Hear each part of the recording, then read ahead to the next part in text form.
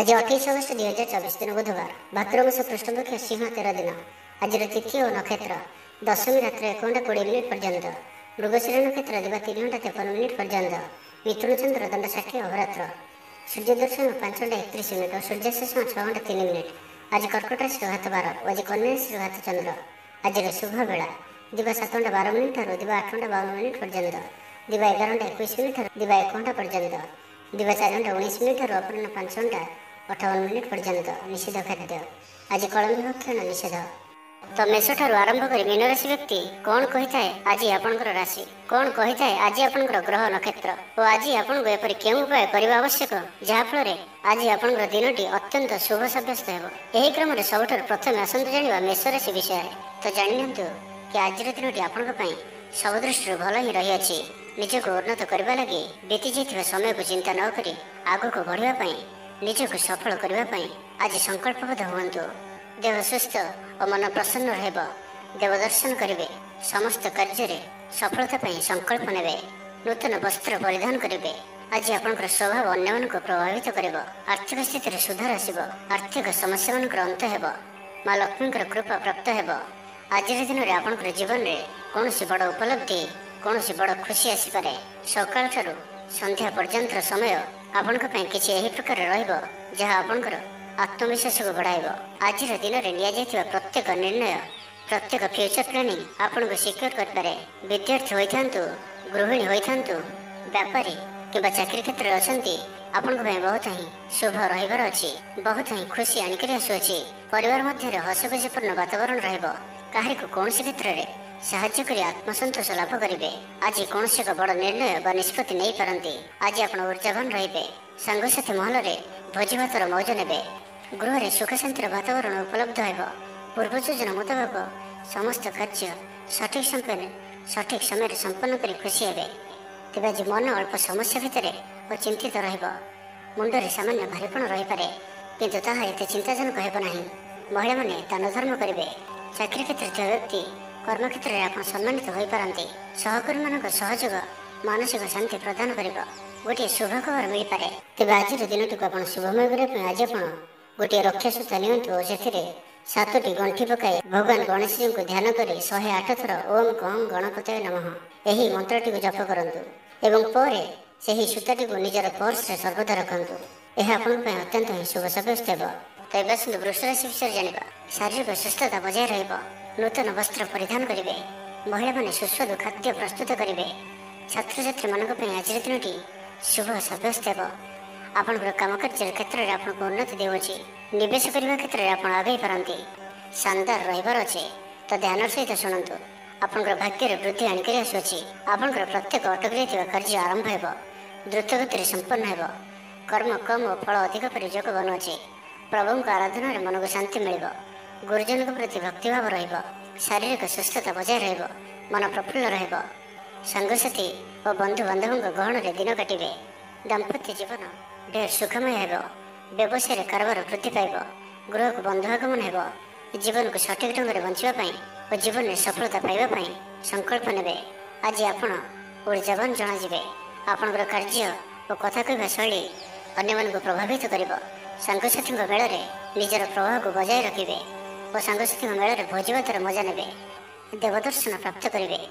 दृढ़ मनोबल नहीं समस्त कार्य सफलता पाइबा संकल्प नेबे। सांगसाथी महल में भोजीभातर मजा नेबे। कला और संगीत क्षेत्र व्यक्ति लगी आज दिनटी मान प्रतिष्ठा और जसर अधिकारी हेबे। आज आप जो भी कार्य हाथ को नेबे ताहा सहज ही संपन्न करेंगे। विद्यार्थी पाठपढ़ा कनसेंट्रेट करेंगे। फ्यूचर प्लानिंग करपारती। निजर भूल को किंबा अवहेला आदि को सुधारवाई आज दिन में एक एपरी रेजुलेशन नेबे जहाँ आपंकर दृढ़ निश्चय आपन को आग को नहीं जीव आपन को सफलता प्रदान कर। तो आज दिन टी आप शुभमय करने आज आप गोटे कंचा नड़ियाटे नियंतु और से नाली रंगर कपड़ाटे बांधि निजर मनोकामना कही से ही नड़ियाटी को भगवान गणेश जी को अर्पण करंतु। आपण प्रत्येक कार्य सफलता प्राप्त करेंगे। ए बसंत मिथुन राशि विषय जानिबा। तो आज दिन टी आपन मिलामिशापूर्ण रहिले भी आज आपन एक भाग्यवर्धक दिन भाव में सब्यस्त हेब जहाँकि आप भूली पारे ना। मन में फूर्ति रहिब। स्वास्थ्य प्रति जत्नशील रहिबे। आय उत्तम रहिब। बंधु मेल में देवदर्शन करेंगे। भोजीभातर मौज नेबापी କୌଣସି ମନୋରମ ସ୍ଥାନକୁ କିମ୍ବା ଦୂରଯାତ୍ରା କରିପାରନ୍ତି। ମହିଳାମାନେ ନୂତନ ବସ୍ତ୍ର କିମ୍ବା ଗୃହ ଉପକରଣ କ୍ରୟ କରିବେ। କୌଣସି ମୂଲ୍ୟବାନ ଜିନିଷ କ୍ରୟ କରିପାରନ୍ତି। ସାଙ୍ଗସାଥି ଓ ବନ୍ଧୁବାନ୍ଧବଙ୍କ ଗହଣରେ ଦିନ କାଟିବେ। ତେବେ ଆଜି ଆପଣଙ୍କୁ କୌଣସି ସ୍ଥାନରୁ ଧୋକା ମିଳିବାର ସମ୍ଭାବନା ମଧ୍ୟ ରହୁଅଛି। ତ କୌଣସି ବଡ଼ ଧରଣର ନିବେଶ କିମ୍ବା କିଛି ଜରୁରୀ କାଗଜପତ୍ରର କାର୍ଯ୍ୟ ଆଜି କରନ୍ତୁ ନାହିଁ। ଆଳସ୍ୟ ଆସିପାରେ, କୌଣସି ଭୁଲ ହୋଇପାରେ, ଅଯଥା ଖର୍ଚ୍ଚରେ ବି ଯୋଗ ବନୁଅଛି। ତ ନିଜର ଖର୍ଚ୍ଚ ଉପରେ ନିୟନ୍ତ୍ରଣ ରଖନ୍ତୁ। ମିତ୍ର ହୋଇଥାନ୍ତୁ, ବନ୍ଧୁବାନ୍ଧବ ହୋଇଥାନ୍ତୁ କିମ୍ବା ଆପଣଙ୍କର ଶତ୍ରୁ ହୋଇଥାନ୍ତୁ, ସମସ୍ତଙ୍କୁ ଆଜି ଗୋଟିଏ ଆଖିରେ ଦେଖିବାର ଅଛି। କାହା ଉପରେ ବି ଅଧିକ ଭରସା କରିବାର ନାହିଁ। ଏବଂ ଆଜି ଆପଣ କାହା ସହିତ ବି ଯୁକ୍ତିତର୍କ ଓ କଳହାତିରୁ ଦୂରେଇ ରୁହନ୍ତୁ। ନାହିଁ ତ ଏହା ଆପଣଙ୍କୁ କୌଣସି ବଡ଼ ବିପଦରେ ପକାଇପାରେ। ସାଙ୍ଗମାନଙ୍କ ସହିତ ଭଲରେ ରୁହନ୍ତୁ, କିନ୍ତୁ ଆଜି ଆପଣ ଅଳ୍ପ ସାବଧାନ ମଧ୍ୟ ରୁହନ୍ତୁ। ବାକି ଦାମ୍ପତ୍ୟ ଜୀବନରେ ମଧୁରତା ରହିବ। ତେବେ ଆଜି ମନ ଅଳ୍ପ ସମସ୍ୟା ଭିତରେ ଓ ଚିନ୍ତିତ ରହିବ। ମୁଣ୍ଡରେ ସାମାନ୍ୟ ଭାରୀପଣ ରହିପାରେ, କିନ୍ତୁ ତାହା ଏତେ ଚିନ୍ତାଜନକ ହେବ ନାହିଁ। ମହିଳାମାନେ ଦାନ ଧର୍ମ କରିବେ। ଆୟରେ ବୃଦ୍ଧି ହେବ। ଆଜି ଆପଣଙ୍କର ପର୍ସନାଲିଟି ଦେଖିବା ଭଳି ରହିବ। ଲୋକମାନେ ଆପଣଙ୍କ ପ୍ରତି ପ୍ରଭାବିତ ରହିବେ। ଆଜି ନିଜ ଉପରେ ଅଧିକ ଧ୍ୟାନ ଦେବେ। ଶାରୀରିକ ଉର୍ଜା ବଜାୟ ରହିବ। ନିଜର କାମକାର୍ଯ୍ୟ ପ୍ରତି ଅଧିକ ଯତ୍ନଶୀଳ ରହିବେ। ଭବିଷ୍ୟକୁ ନେଇ କୌଣସି ଯୋଜନା ପ୍ରାପ୍ତ କରିବେ। ତ ଆଜିର ଦିନଟିକୁ ଆପଣ ଶୁଭମୟ କରିବା ପାଇଁ ଆଜି ଆପଣ ସ୍ଫଟିକ କିମ୍ବା ରୁଦ୍ରାକ୍ଷ ମାଳାରେ ଓମ୍ ଗଂ ଗଣପତେ ନମଃ ଏହି ମନ୍ତ୍ରଟିକୁ 108 ଥର ଜପ କରନ୍ତୁ। ଗଣେଶଜୀଙ୍କୁ ଲଡ଼ୁ ଓ ଦୁର୍ବା ଚଢ଼ାନ୍ତୁ। ଏହା ଆପଣଙ୍କର ଧନଜନିତ ସମସ୍ୟା ଦୂର କରିବ। ଏବେ ଆସନ୍ତୁ କର୍କଟ ରାଶି ବିଷୟରେ ଜାଣିବା। ନିଜକୁ ପରିବର୍ତ୍ତନ କରିବା ଲାଗି, ନିଜକୁ ଆହୁରି ଉଚ୍ଚ ସ୍ତରକୁ ନେବା ଲାଗି ଆଜି ଆପଣ ସଂକଳ୍ପବଦ୍ଧ ହୁଅନ୍ତୁ ଓ ଆଜି ଆପଣ ଯେଉଁଭଳି ନିର୍ଣ୍ଣୟ ନେଉଛନ୍ତି ସେଥିରେ ଆପଣ ଅଟଳ ରୁହନ୍ତୁ। ପ୍ରତ୍ୟେକ କାର୍ଯ୍ୟକୁ ସଠିକ ଢଙ୍ଗରେ ସମ୍ପାଦନ କରିବା ପାଇଁ ସଂକଳ୍ପ ନେବେ। ମନ୍ଦିରକୁ ପରିଭ୍ରମଣରେ ଯିବେ। ପାରିବାରିକ ଜୀବନ ଆଡମ୍ବରପୂର୍ଣ୍ଣ ରହିବ। ଅପରାହ୍ନରେ ସୁସ୍ୱାଦୁ ଭୋଜନ ପ୍ରାପ୍ତ କରିବେ। ସାଙ୍ଗସାଥି ମହଲରେ ହସ ଖୁସିରେ ସମୟ କଟିବ। ଗୃହକୁ ବନ୍ଧୁ ଆଗମନ ହେବ। ପୁରୁଣା ମିତ୍ରଙ୍କ ସହ ଭେଟ ମନରେ ପ୍ରସନ୍ନତା ଆଣିଦେବ। ଆଜିର ଦିନରେ ପରିବାରକୁ କୌଣସି ଖୁସି ଆସିପାରେ। କୌଣସି ନୂଆ ମେମ୍ବର ଆଡ୍ ହୋଇପାରନ୍ତି। କୌଣସି ଧନ ସମ୍ପତ୍ତିର ବିଷୟର ସମାଧାନ ହୋଇଯିବ। ଋଣରୁ ମୁକ୍ତି ପାଇଁ କୌଣସି ଯୋଜନା ପ୍ରାପ୍ତ କରିବେ। ଆଜି ଆପଣ ନିଜକୁ ଉତ୍ସାହିତ ଅନୁଭବ କରିବେ। ବନ୍ଧୁମାନଙ୍କ ସହଯୋଗରେ ଆପଣଙ୍କର କୌଣସି ଯୋଜନା ପୂରଣ ହେବ। ଗୃହରେ ହସ ଖୁସିର ବାତାବରଣ ରହିବ। ପରିବାର ମଧ୍ୟରେ ସ୍ନେହ ସମ୍ପର୍କ ବୃଦ୍ଧି ପାଇବ। ଆଜି ଆପଣଙ୍କ ପାଇଁ ଅଚାନକ ଧନପ୍ରାପ୍ତି ପରି ଯୋଗ ବନୁଅଛି। ଆଜିର ଦିନରେ କୌଣସି ଏପରି ସ୍ଥାନରୁ ଧନପ୍ରାପ୍ତି ହୋଇପାରେ ଯାହା ଆପଣ ଚିନ୍ତା ବି କରିନଥିବେ। ଆଜିର ଦିନରେ ନିଶ୍ଚୟ ହିଁ ଏପରି କିଛି ଘଟିବ ଯାହା ଆପଣଙ୍କ ପାଇଁ ସମ୍ପୂର୍ଣ୍ଣ ଦିନଟିକୁ ମନେ ରଖିବା ଭଳି କରିଦେବ।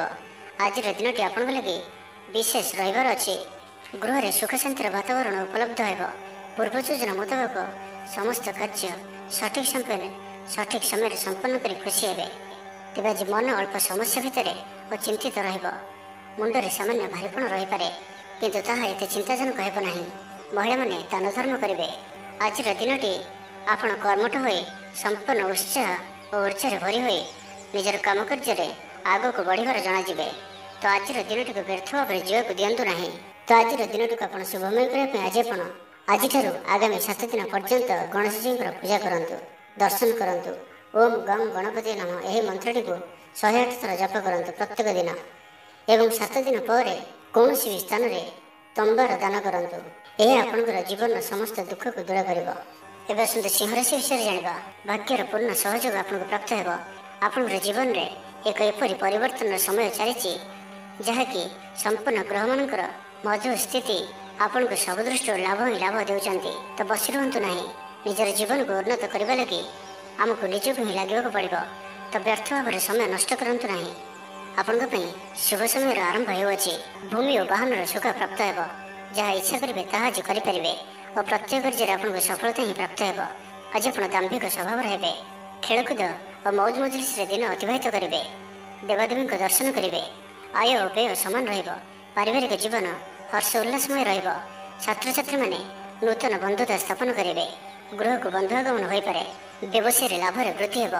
ଜୀବନକୁ ଉନ୍ନତ କରିବା ଲାଗି କୌଣସି ସଂକଳ୍ପ ନେଇପାରନ୍ତି। ପିତାମାତାଙ୍କର ଆଶୀର୍ବାଦ ଆପଣଙ୍କର ସହିତ ରହିବ। ପୂର୍ବ ଯୋଜନା ସଫଳତାର ସହିତ ସମ୍ପନ୍ନ କରିବେ।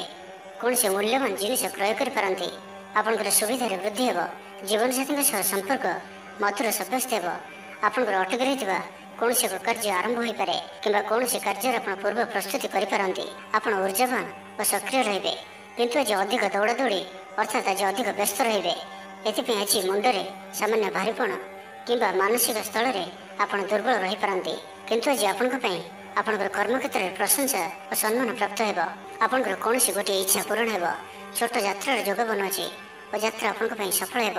ଛୋଟ ଭାଇ ଭଉଣୀଙ୍କ ସହିତ ସମ୍ପର୍କ ମଜବୁତ ହେବ। ପୁରୁଣା ମତାନ୍ତର ଓ ମନାନ୍ତର ସବୁ ଦୂର ହେବ।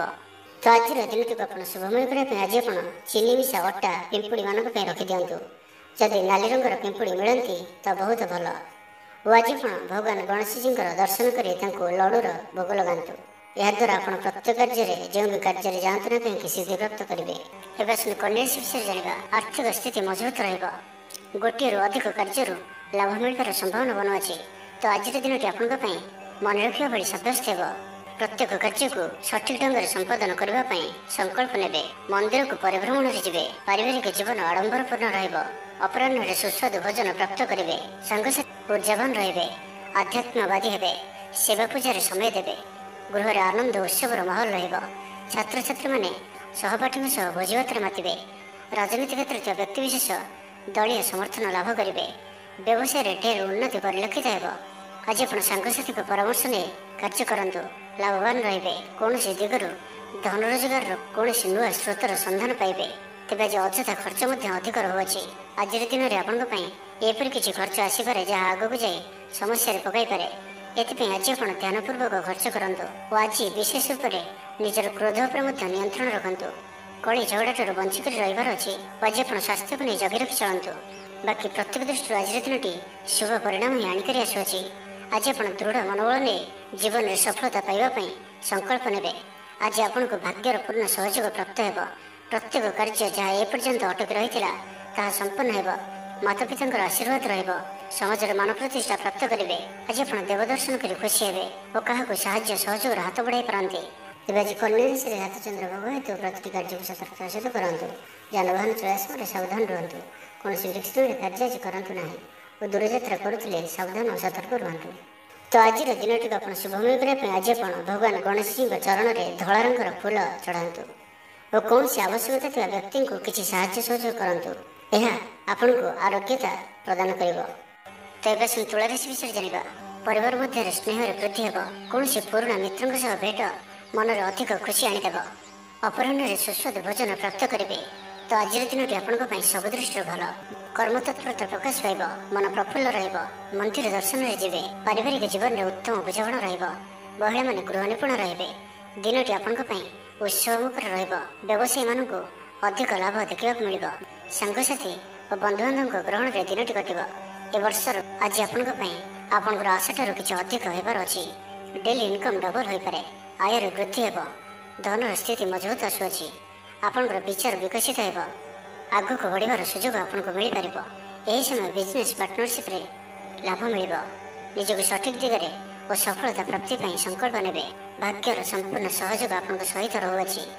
ତ ଆଜିର ଦିନଟିକୁ ବ୍ୟର୍ଥ ଭାବରେ ଯିବାକୁ ଦିଅନ୍ତୁ ନାହିଁ। କୌଣସି ବଡ଼ ସଫଳତା ପାଇବା ପାଇଁ ସଂକଳ୍ପବଦ୍ଧ ହୁଅନ୍ତୁ। ଆଜି ଆପଣ ଶାନ୍ତ ସ୍ୱଭାବର ଓ ସକାରାତ୍ମକ ସମ୍ପନ୍ନ ରହିବେ। ଆଜି ଆପଣ ପ୍ରତ୍ୟେକ କାର୍ଯ୍ୟକୁ ସଠିକ୍ ସମୟରେ ସମ୍ପନ୍ନ କରିପାରିବେ। ଚାକିରି କ୍ଷେତ୍ରରେ ଥିବା ବ୍ୟକ୍ତି କର୍ମକ୍ଷେତ୍ରରେ ଆପଣ ସମ୍ମାନିତ ହୋଇପାରନ୍ତି। ସହକର୍ମୀମାନଙ୍କ ସହଯୋଗ ମାନସିକ ଶାନ୍ତି ପ୍ରଦାନ କରିବ। ଗୋଟିଏ ଶୁଭ ଖବର ମିଳିପାରେ। ଗୃହକୁ ବନ୍ଧୁ ଆଗମନ ହେବ। ଲଭ୍ ଲାଇଫ୍ ପାଇଁ ଦିନଟି ଶୁଭ। ଯାହା ଇଚ୍ଛା କରିବେ ତାହା ଆଜିର ଦିନରେ ଆପଣ କରିପାରିବେ। ଛାତ୍ରଛାତ୍ରୀମାନେ ସାଙ୍ଗସାଥୀଙ୍କ ଗହଣରେ ଭୋଜିଭାତରେ ମାତିବେ। କୌଣସି ସ୍ଥାନକୁ ବୁଲାବୁଲି କରିବା ପାଇଁ ଆଜି ଯାଇପାରନ୍ତି ଓ ଛାତ୍ରଛାତ୍ରୀମାନେ ଫ୍ୟୁଚର ପ୍ଲାନିଂ କରିପାରନ୍ତି। ଆଜି ଆପଣଙ୍କ ପରିବାରର ସପୋର୍ଟ ପ୍ରାପ୍ତ ହେବ। ଆୟର ନୂଆ ସ୍ରୋତ ଆପଣଙ୍କୁ ପ୍ରାପ୍ତ ହେବ। ପିତାମାତାଙ୍କର ଆଶୀର୍ବାଦ ମିଳିବ। ତ ଆଜିର ଦିନଟିକୁ ଆପଣ ଶୁଭମୟ କରିବା ପାଇଁ ଆଜି ଆପଣ ଭଗବାନ ଗଣେଶଜୀଙ୍କୁ 21ଟି ଶମୀ ଗଛର ପତ୍ର ଅର୍ପଣ କରନ୍ତୁ ଓ ଭଗବାନଙ୍କ ନିକଟରେ ବୁନ୍ଦିଆ ପ୍ରସ୍ତୁତ ଲଡ଼ୁ ଭୋଗ ଲଗାନ୍ତୁ। ଏପରି କରିବା ଦ୍ୱାରା ଆପଣଙ୍କର ସମସ୍ତ ଦୁଃଖ ଦୂର ହେବ। ଏବେ ଆସନ୍ତୁ ବିଛା ରାଶି ବିଷୟରେ ଜାଣିବା। ଆଜିର ଦିନଟି ଅତ୍ୟନ୍ତ ହିଁ ଶୁଭ ସାବ୍ୟସ୍ତ ହେବ। ଚାକିରିଜୀବୀଙ୍କ ଲାଗି ମଧ୍ୟ ଦିନଟି ଅତ୍ୟନ୍ତ ହିଁ ଅନୁକୂଳ ରହିବ। ତ ଆଜିର ଦିନଟି ଆପଣଙ୍କ ପାଇଁ ବହୁତ ହିଁ ଶୁଭ ଓ ଅନୁକୂଳ ରହୁଅଛି। ଆଜିର ଦିନଟି ଆପଣଙ୍କ ପାଇଁ ବହୁତ ହିଁ ବିଶେଷ ଅଟେ। ସମୟ ଆପଣଙ୍କ ପାଇଁ ବହୁତ ହିଁ ଶୁଭ ସାବ୍ୟସ୍ତ ହେବ। ଆଜିର ଦିନଟି ଆପଣଙ୍କ ପାଇଁ ମନେ ରଖିବା ଭଳି ରହିବ। କିଛି ଏପରି ସଫଳତା ଆପଣଙ୍କ ହାତକୁ ଆସିପାରେ ଯାହାର ଆପଣ ବହୁତ ଦିନ ଧରି ଚିନ୍ତା କରୁଥିଲେ। ଆପଣଙ୍କର ସ୍ୱଭାବ ଆଜିର ଦିନରେ ସକାରାତ୍ମକ ରହିବ। ଆପଣ ସକାରାତ୍ମକ ଭାବନାରେ ଭରି ହୋଇ ରହିବେ। କାମ କାର୍ଯ୍ୟରେ ଆପଣଙ୍କର ଅଧିକ ମନ ଲାଗିବ। ଆଜି ଆପଣ ପ୍ରସନ୍ନଚିତ ରହିବେ। ପୂର୍ବ ଯୋଜନା ମୁତାବକ ପ୍ରତ୍ୟେକ କାର୍ଯ୍ୟକୁ ସୁରୁଖୁରୁରେ ସମ୍ପନ୍ନ କରିବେ। କୌଣସି କାମ ଲାଗି ବଡ଼ମାନଙ୍କ ସହ ଆଲୋଚନା କରିବେ। ଅଫିସ୍ କାର୍ଯ୍ୟରେ ରାଜ୍ୟ ବାହାରକୁ ଯାଇପାରନ୍ତି। आज आपंकर कौन भी कार्य बाधाविघ्न रही दाम्पत्य जीवन में प्रेम और सुहाग मिल रचनात्मक कार्य मन लगे शरीर सुस्थ मन प्रफुल्ल देवदर्शन प्राप्त करेंगे दृढ़ मनोबल नहीं समस्त कार्य सफलता पाइबापी संकल्प ने सांगसाथी महल में भोजभातर मजा ने कला और संगीत क्षेत्र में व्यक्ति लगे आज दिन मान प्रतिष्ठा और जशर अधिकारी हे आज आप जो भी कार्य हाथ को ने सहज ही संपन्न करेंगे कौन से निर्णय और कौन भी निष्पत्ति किंबा जहाँ भी संकल्प आज दिन में आप ने अत्यंत ही शुभ सब्यस्त हो भल खाइबा पीवा बुलाबुली करवा सांग मान बसा उठा यही सब सुजोग भी आपको मिल पार कौन सी दामी जिनिस क्रय करते दाम्पत्य जीवन में मधुरता आसीज दाम्पत्य जीवन में पूर्व जहाँ भी मनोमालिन्य व मतमतांतर मनांतर देखा दूला से सब दूर हो तो आज दिन टी आप शुभमय करने आज आप कौन अस्वस्थ वृक्षर मूल में जल दे